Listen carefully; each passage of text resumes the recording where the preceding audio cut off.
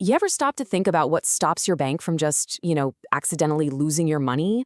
Or how Netflix knows exactly which shows you've watched, down to the episode? Well, I can tell you, it's not magic. It's all thanks to a hidden set of rules. Think of them as the building codes and the laws of our digital world. Today, we're going to build a digital city from the ground up, and we'll uncover the secret rules that keep it all from collapsing into total chaos. All right, so here's our blueprint for today. We're going to start with the big why our digital city even needs laws. Then we'll get into the keys that give every building its own unique address, and we'll even check out a debate about the best way to design that whole system.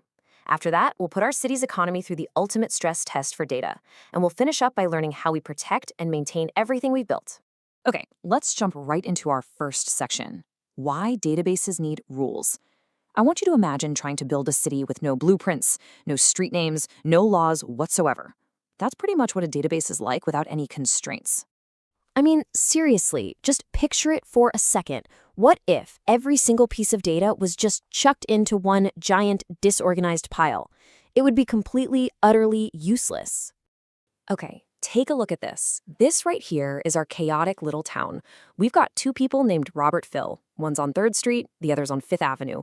But then Janet Jones shows up twice with the exact same details. So is that one person who rented 2 movies, or is it 2 different people? How are we supposed to know? This kind of ambiguity makes the data a complete mess. And this is where the solution comes in. It's called a constraint. It's a simple but really powerful rule that we apply to our data to force it to be organized and accurate. These are the building codes that are going to turn our chaotic town into a functioning, organized city. So we've got our building codes. Awesome. Now let's look at probably the most important rule of them all. We're talking about the keys to organization. These are the tools that give every single building in our digital city a unique, easy-to-find address. So the most crucial tool is the primary key. This is the big one. It's basically a column in our table where every single row gets a unique ID. Just like a real street address. It can't be empty, it can't be shared with anyone else, and you pretty much never change it. This is how we fix that Robert Phil problem. We just give each of them their own unique ID. Problem solved. But, a city isn't just a bunch of separate addresses. It's all about the connections between them. And that's where the foreign key comes into play. A foreign key is a column in one list of data that points directly to the primary key in another list. It's the bridge that connects different neighborhoods, linking, say, a person's rental history to their main membership profile. And this shows exactly how it works. See, on the bottom table, membership ID is the primary key. It's the unique identifier for each person. Then, up top in the rentals table, that same ID is used as a foreign key. See those arrows? That's the link. They show the direct connection, telling us precisely who rented which movie. All that chaos from before? Gone. Now, this is where it gets really cool. Watch what happens when we try to break the rules. Someone's trying to log a movie rental from membership ID 101. But wait a minute, there is no member 101 in our main table. The database immediately throws an error. And believe it or not, this is a good thing. It's called referential integrity. The system is literally protecting itself from creating bogus, orphaned data.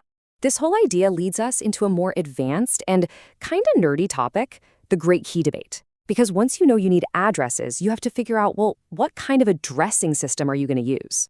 See, in a lot of databases, you actually have options.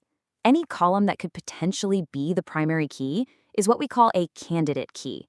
So for a student, their unique student ID, their national ID, their email address, all of these could uniquely identify them. Any one of them could be chosen for the top job. They're all candidates. But here's the catch. What if all of your real-world natural keys have issues? What if an email address changes? That happens all the time. Or what if a national ID is super long and complicated to work with? Using real-world data can get messy fast. So what's the solution? We just invent a new, perfect identifier. This is called a surrogate key. It's just a simple artificial number, like 1, 2, 3, 4, that doesn't mean anything in the real world. Its only job is to be the perfect, clean, and totally stable primary key. But, of course, it's a trade-off. As you can see here, surrogate keys are fantastic. They guarantee uniqueness, and they're great for performance. The downside? Well, they add an extra column. And to see meaningful info, like a person's name next to their rental, you have to do this extra step, called a join, which basically tells the database to stitch 2 tables together. It's a classic design dilemma, and honestly, there's no single right answer. Okay, so we've built our city, it's organized. Now let's talk about how its economy works. We need some unbreakable laws to make sure every single transaction is trustworthy. And this is where we get the acid test for data. ACID is actually an acronym for 4 promises that every reliable database makes. You can think of them as the unbreakable laws of commerce for our city: atomicity, consistency, isolation, and durability. So let's break down what each of those means. First up, A is for atomicity. Just think all or nothing. A transaction, like a bank transfer, is treated as one single indivisible event. It has 2 steps, right? Take money from one account, add it to another. If the system crashes after the money is taken out, but before it's put in, atomicity makes sure the whole thing is rolled back. No money ever gets lost in limbo. Next, we have a C for consistency. This one's pretty intuitive. It just means that every transaction has to leave the database in a valid state that follows all the rules. So if a bank has a rule that no account can have a negative balance, the database will literally block any transfer that would break that rule. It keeps the data consistent with the laws we've set up for our city.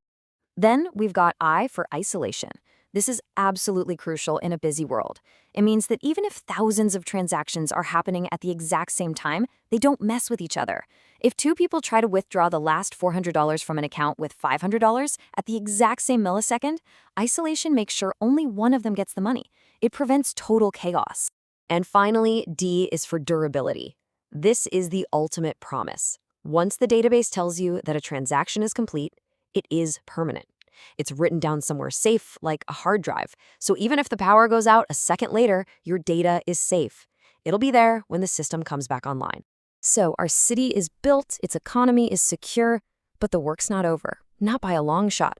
Our final section is all about the ongoing job of managing this city, keeping it safe and running smoothly for everyone who lives there. This requires a whole team of, let's call them, city planners and workers. They manage something called concurrency control, which is like a traffic cop at a busy intersection, making sure thousands of data requests don't all crash into each other. They handle security and authorization, that's our digital police force, making sure only the right people have keys to the right buildings. They plan for disasters with backup and recovery plans, so if there's a fire, we can rebuild instantly. And finally, they're always tuning performance, upgrading the roads and subways to make sure data is traveling at top speed. So there you have it. We've gone from a chaotic little town to a thriving digital metropolis, and it's all built on a foundation of these invisible rules. The next time you tap a button on your favorite app, just take a second to remember the silent, powerful constraints working behind the scenes to keep your world from falling apart. It really makes you wonder, doesn't it? What would your digital life even look like if for just 1 second, all those rules just vanished?